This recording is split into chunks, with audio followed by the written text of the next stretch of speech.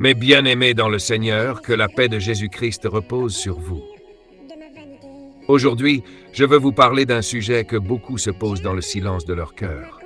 Pourquoi certaines prières sont exaucées et d'autres non? Je vais vous parler avec le cœur d'un pasteur, mais surtout avec l'autorité de la parole de Dieu. 1.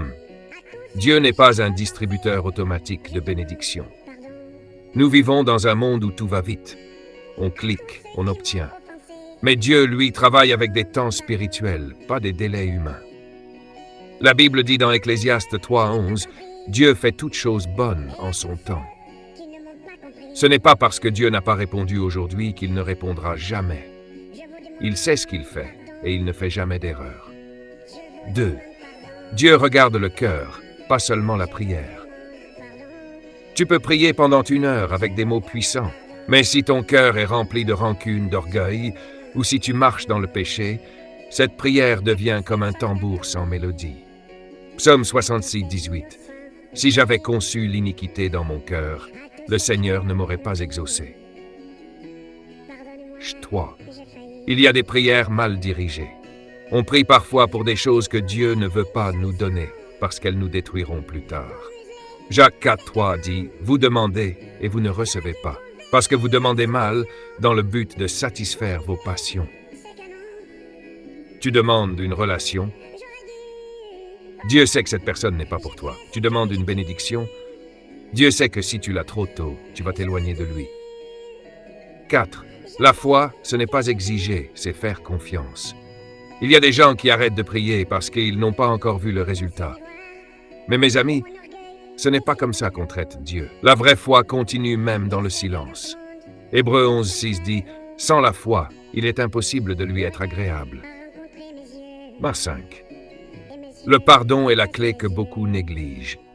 Il y a des personnes qui demandent la paix, la prospérité, la protection, mais qui gardent la haine contre leurs frères ou leurs sœurs.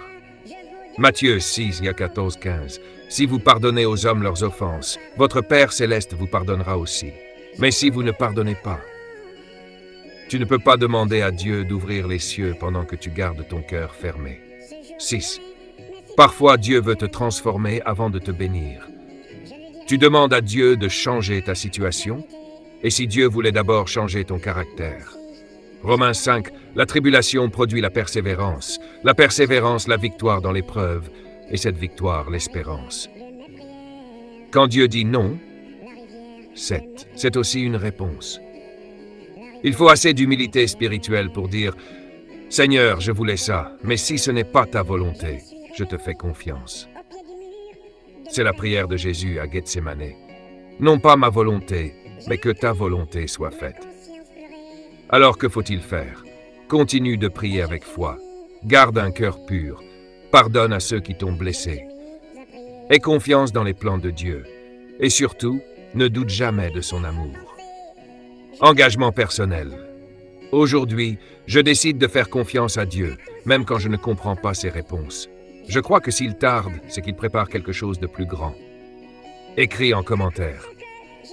Seigneur, je t'aime et je te fais confiance, même dans le silence. Puis partage ce message à 5 personnes que tu veux encourager. Ta foi peut réveiller celle d'un autre.